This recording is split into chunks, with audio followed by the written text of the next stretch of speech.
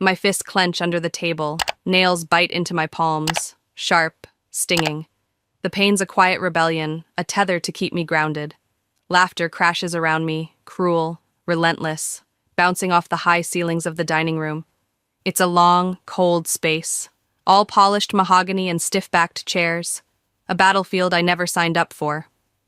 My father, Richard Vaughan, smirks from across the table, his eyes glinting with that familiar disdain. 55 years old, gray creeping into his temples. But he's still the king here, or so he thinks.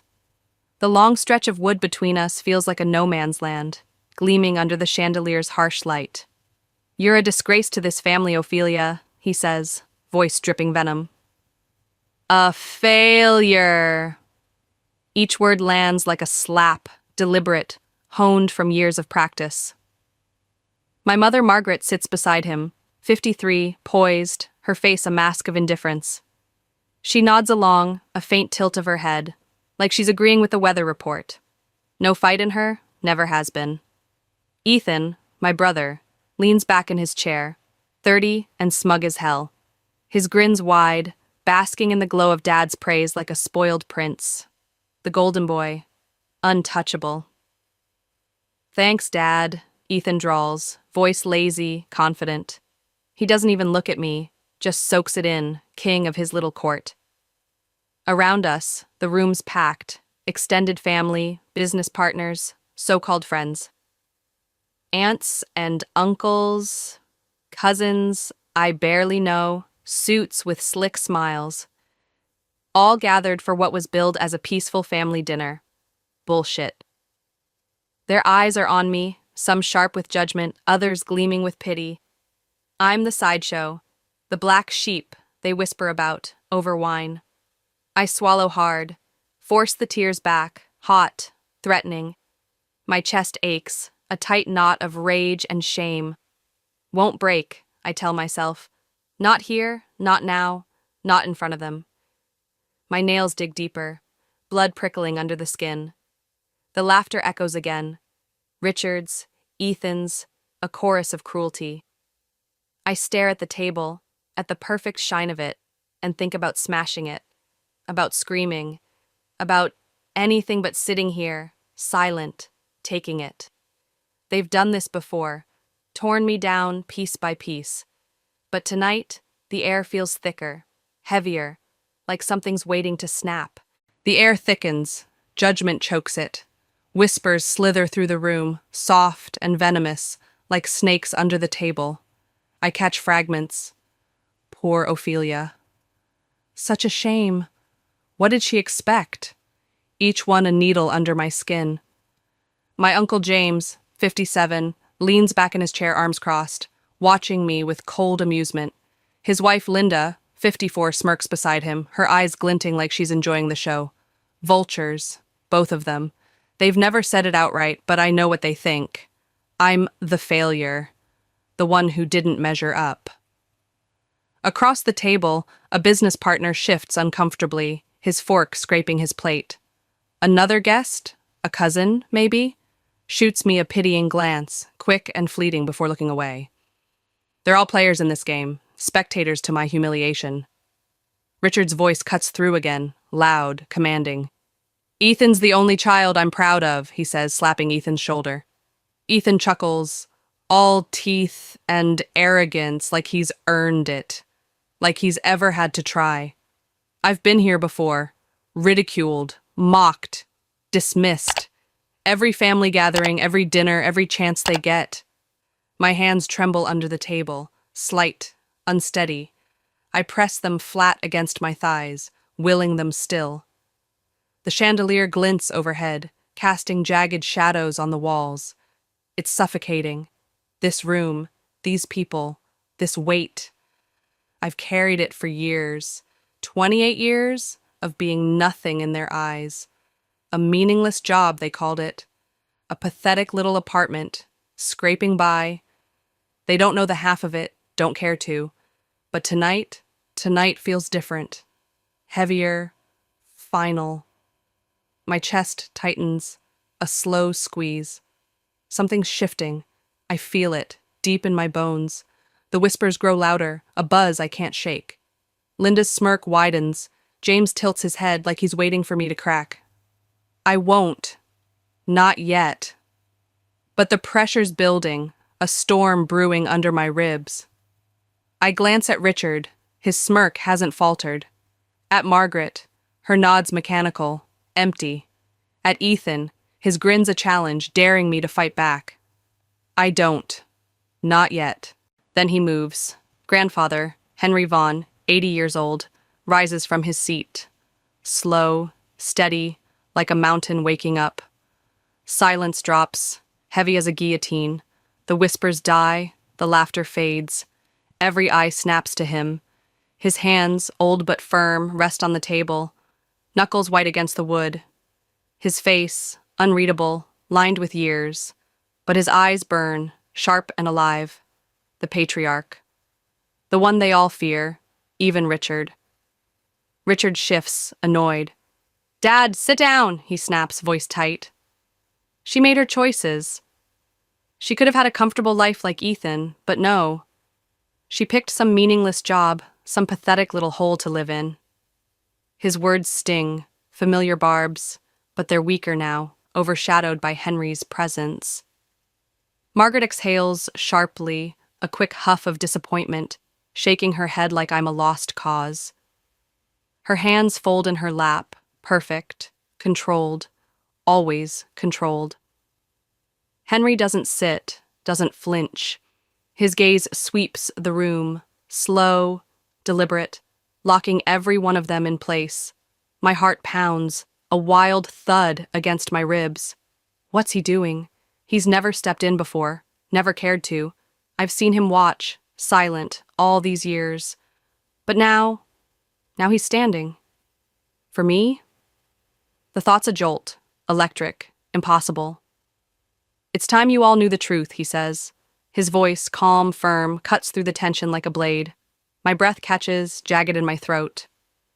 Truth? What truth?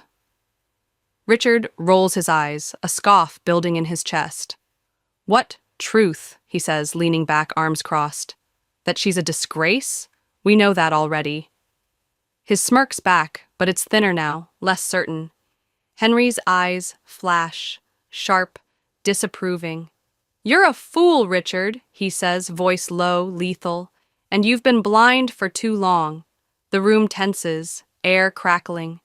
Ethan shifts, his smugness faltering, just a flicker. Margaret's lips part, a faint crease on her brow. Uncertainty. James and Linda freeze, their amusement gone. My hands unclench, slow, shaky. I don't know what's coming, but it's big. Bigger than this table, this dinner, this family. My pulse races, a drumbeat in my ears. Henry's still looking at me, his gaze steady, kind, but fierce. Like he sees something they don't. Something I've buried deep. Henry's gaze locks on me. Ophelia Vaughan, 28 and invisible, until now.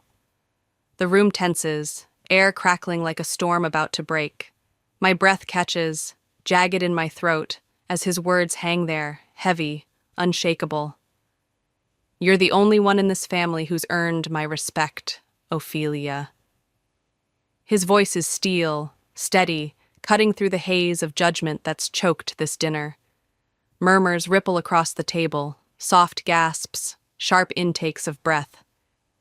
Ethan's smugness cracks, just a flicker, his grin faltering as he leans forward. Richard's brow furrows, his smirk slipping into something harder, angrier. Margaret's hands tighten in her lap, her mask of indifference twitching.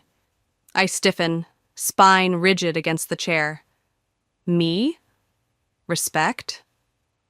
The words don't fit, not after years of being nothing, a shadow in their eyes. Henry doesn't waver.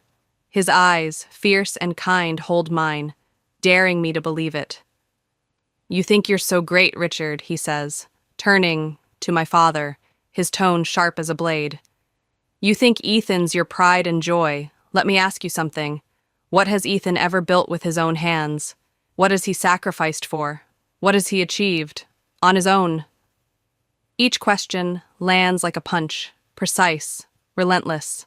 The room shifts, unease spreading like wildfire. Ethan's face darkens, a flush creeping up his neck. "Grandpa, what the hell?" he starts, voice rising. But Henry cuts him off, swift and brutal. "Be quiet!" he snaps, his voice thundering through the dining room. Ethan's mouth clamps shut, his jaw clenching so hard I think his teeth might crack. Silence falls again, thick and suffocating. Richard leans back, arms crossed, but his confidence wavers. He's not used to this, not from Henry. Margaret's eyes dart between them, uncertainty creeping into her posture. The guests, James, Linda, the suits, watch, frozen, their amusement replaced by tension. My chest tightens, a different ache now, not shame, but something raw, alive. A rush of emotions claws at me, threatening to spill over. "Henry's been watching," he said. "All these years, silent, while Richard tore me down, while Ethan soaked up praise, while Margaret nodded along. And now he's here, standing for me." "I've seen it all," Henry continues, his voice steady again, unwavering. "You shower Ethan with praise, Richard, no matter how small his wins. You celebrate him while belittling everything Ophelia's done.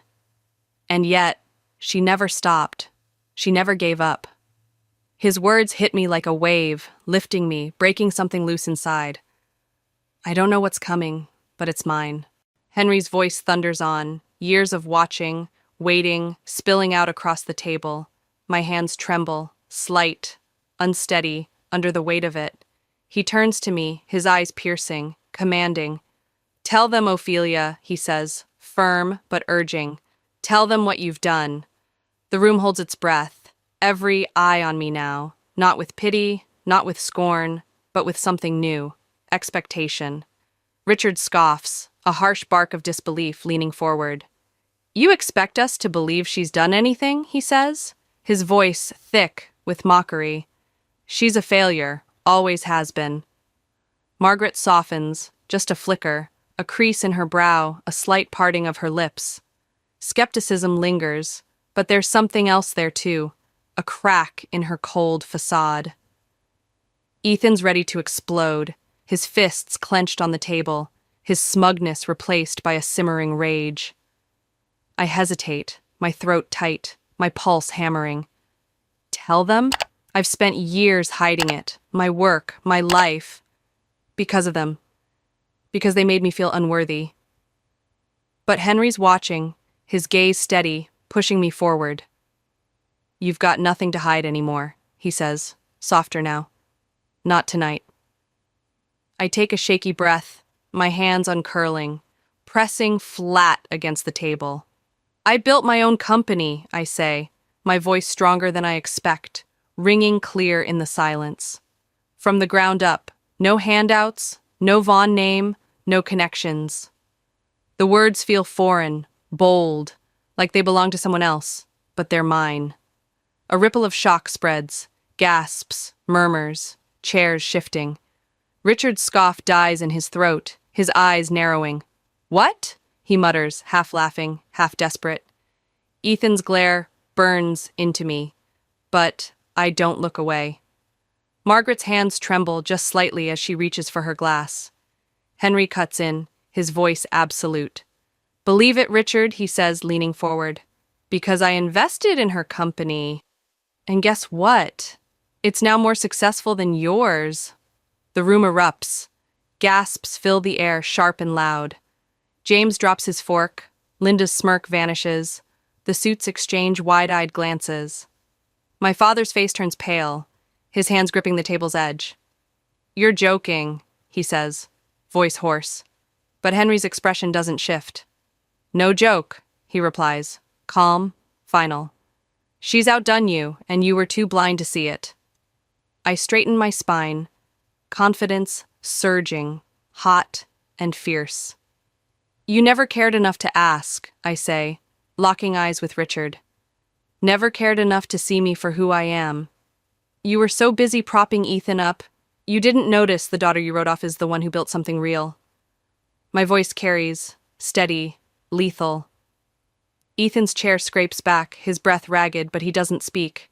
Margaret stares at me, her mask slipping further. Regret, maybe, flickering in her eyes. The truth's out now, and it's mine to wield. Gasps choke the room, a tidal wave of shock crashing over the table. Richard's face pales further, his hands shaking as they clutch the mahogany edge.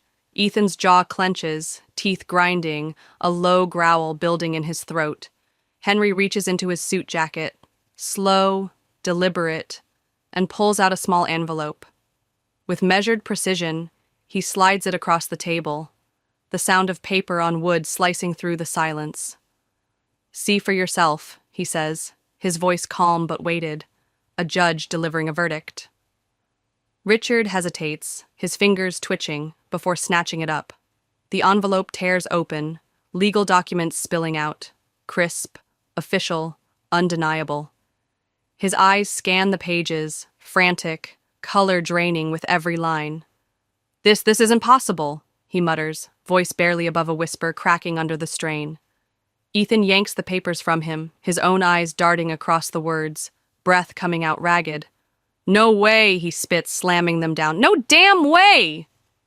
His head snaps toward me, fury blazing. You set us up!" I tilt my head, meeting his glare unflinching.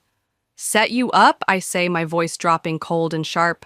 "No, Ethan, you did this to yourselves. I just took advantage of the opportunity you handed me on a silver platter." His face twists, red with rage, but he's got nothing, no comeback, no ground to stand on. Margaret finally speaks, her voice softer than I've ever heard it, trembling slightly. You really did all of this?" she asks, her eyes wide, searching mine. I meet her gaze, my heart hammering but steady. "Yes," I say, simple, firm. "I did." Henry delivers the final blow, his voice rising, absolute. "As of tomorrow," he says, "Ophelia owns the controlling shares of your company, Richard. Your empire, it's hers now." The weight of it crashes over the room, a storm breaking loose. Richard's breath hitches, his shoulders slumping, hands shaking harder. Ethan shoots up, his chair clattering back, fists balled like he wants to hit something, anything. "That's not possible," he shouts, voice breaking, but Henry smiles, a slow, satisfied curve of his lips. "Oh, but it is," he says. "I made sure of it." My father looks at Henry, desperation creeping into his eyes. "Dad, you're joking, right? This is some kind of—" "No," Henry cuts him off, his tone final, unyielding. "She didn't just build a company, Richard. She built an empire. And starting tomorrow, it owns you." The silence is suffocating. Richard slumps back, defeated, his arrogance shattered. Ethan's confidence crumbles, his fists unclenching, useless. Margaret looks like she might faint, her glass trembling in her hand. I push my chair back and stand, slow, deliberate, my heart pounding but my head high. For the first time in my life, I'm not the disgrace. I'm the one with the power, and I'm not done yet. The cool night air hits my skin, sharp and clean, a reset after the suffocating dining room. I step outside, my heels clicking against the stone steps, my chest still buzzing from the power shift inside. My head's high, but my heart races, adrenaline pumping through me. This isn't over. Not yet. My phone buzzes in my pocket, insistent, and I pull it out.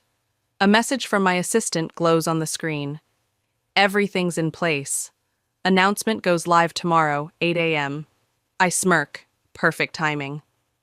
Behind me, the doors slam open, heavy and furious, wood crashing against the frame.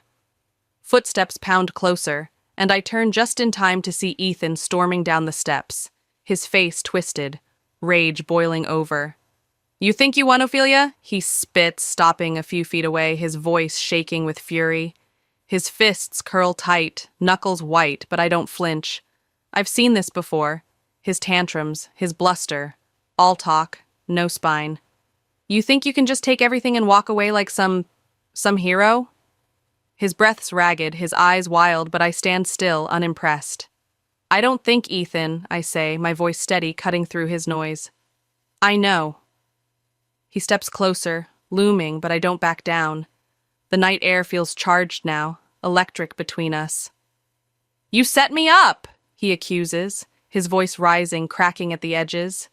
You made me look like a fool. I cross my arms, tilting my head slightly, my tone dropping to a lethal whisper. No, Ethan. You did that all on your own. I just stopped covering for you. His jaw clenches, hard, furious, but he's got nothing left. No real fight. He's always been this way, propped up by Richard, crumbling without the pedestal. His face drains of color, the realization sinking in, but before he can snap back, heels click against the pavement behind him. Margaret steps into view, her expression unreadable, her usual cold demeanor cracked, hesitant. Let's go, Ethan, she says, her voice softer than I've ever heard it, almost fragile. Ethan doesn't move, glaring at me like he could burn me down with his eyes. But he knows. Deep down, he knows. There's nothing he can do. Not anymore. Mom, say something, he snaps, turning to her, desperate. She stays silent, her gaze fixed on me, emotions warring in her eyes. Doubt, regret, something I can't name. Finally she speaks, low and halting. You were always stronger than I gave you credit for, Ophelia. The words hit me, sharp and unexpected, after years of her silence. I nod, just once, my chest tight. I know, I say, and she flinches, turning away, walking off with Ethan trailing, defeated. Morning breaks, and the world wakes up to chaos, my chaos. My phone's vibrating nonstop, a storm of calls and messages lighting up the screen. I scroll through the headlines, sprawled across news sites, buzzing on social media, breaking, corporate giant faces. Takeover as young entrepreneur secures shares. Industry shakeup, CEO, Richard Vaughn. Ousted, the rise of an underdog, me, Ophelia Vaughn, 28 and unstoppable. Every channel, every financial blog, every platform's talking about it. The stunning reversal of power in Richard's company. The one he built, the one he never thought I'd take. I sip my coffee, the bitterness grounding me as the notifications pile up. Investors who dismissed me before now clamor for meetings. Former colleagues, old friends I haven't seen in years, all suddenly desperate to connect. I ignore most of them, letting the noise fade until one name stops me cold. Henry. I answer immediately, pressing the phone to my ear. Morning, Grandpa, I say, my voice steady, calm.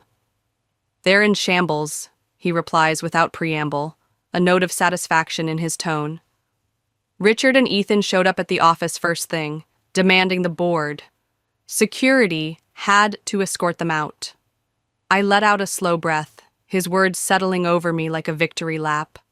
I'd prepared for this moment, planned it, dreamed it, but hearing it's real, it's something else entirely.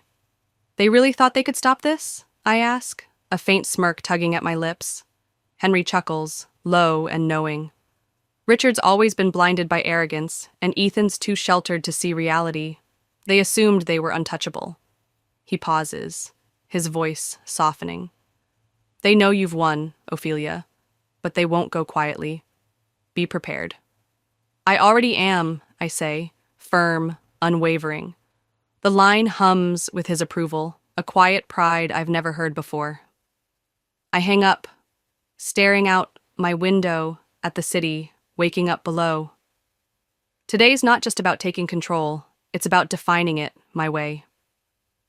Unlike Richard, I'm not here to hoard power or crush people. I've got bigger plans, and they start now. The clock ticks toward 9 a.m., time to step into my destiny. I arrive at the corporate office at 9 a.m. sharp, the glass doors parting before me. It's the first time I've walked through them, not as an outcast, but as the one in charge. Security guards straighten as I pass, their nods quick, respectful, nothing like the blank stares I used to get. The elevator ride to the top floor feels surreal, the hum of it steady against my racing pulse. I've spent years imagining this, Richard and Ethan ruling this space effortlessly while I was shut out. Now, it's mine. The doors slide open, and I step into the boardroom. Massive, glass-walled, every seat filled, waiting. The board members turn, faces a mix of nerves, curiosity, doubt. And there, at the far end, are Richard and Ethan. Snuck in somehow, uninvited. Ethan sits, arms crossed, his face twisted in barely contained rage. Richard's composed, too composed, his hands folded, eyes calculating. He's got a plan, I can tell. I take my seat at the head of the table, his old seat, and he stiffens, a crack in his mask. "Good morning," I say, my voice clear, carrying across the room. "We're here to discuss the transition of power. As you know, effective immediately, I'll assume the position of CEO," murmurs, spread. Low, tense. Richard's voice cuts through, quiet but sharp. "That's not happening," he says, leaning forward. "This is still my company." I don't blink, meeting his gaze. "Check the legal documents, Dad. Your shares are gone. You hold nothing." His eyes darken, but he forces a smirk. "You think you can run this place? You've got no experience at this level." I lean forward, my tone unwavering. "And yet, my business has been more profitable in 3 years than this company under your leadership. You let Ethan drive it into the ground, and you were too blind to see it." Ethan's face flushes red, his chair scraping. "You little—" "Sit down, Ethan." Henry's voice booms from the doorway. He's here, watching, his presence a wall. Ethan's mouth snaps shut, fuming. I seize the silence, standing taller. "Let me make one thing clear. I'm not my father. I don't run things through nepotism or arrogance. I earn my place. If anyone here doubts my leadership, you're welcome to resign." No one moves, not one board member, not even the skeptics. Richard exhales, slow, realization hitting him like a brick. "You really did it," he mutters, hoarse, his confidence breaking. "No, Dad," I say, locking eyes with him. "You lost everything. I just stopped letting you hold me back." Security steps in after the meeting, escorting them out. Richard silent, Ethan seething. It's official now. I've taken the throne, and they're gone. I lean back in my chair. It creaks, settling under me. The city skyline sprawls before my office window, a glittering expanse of steel and glass, mine now. Below, Richard and Ethan disappear into the streets, shadows of nothing. I watch from above, my breath steady, my pulse calm for the first time in years. Ethan turns back once, his glare cutting upward, hatred, raw and useless. I don't flinch. He knows it's over, even if he won't admit it. They both do. My phone buzzes on the desk, ignored, a faint hum against the silence. The air feels different up here, lighter, free. 28 years of being dismissed, belittled, erased. It's flipped, shattered in a single night. Richard, the man who ruled with an iron grip, has nothing left. Ethan, the golden boy who thought the world was his birthright, stands broken beside him. And me, Ophelia Vaughn, I'm not just standing, I'm soaring. This isn't the ending I imagined all those years, hunched under their scorn. It's better. Cleaner. Mine. I rest my hands on the desk, the cool wood grounding me. This is my future, my empire, built from scratch, not handed to me. No Vaughn name to lean on, no safety net. Just me, my work, my strength. The bitterness fades, a quiet strength taking its place, steady and deep. I won, not just against them, but for myself. The city hums below, alive, waiting.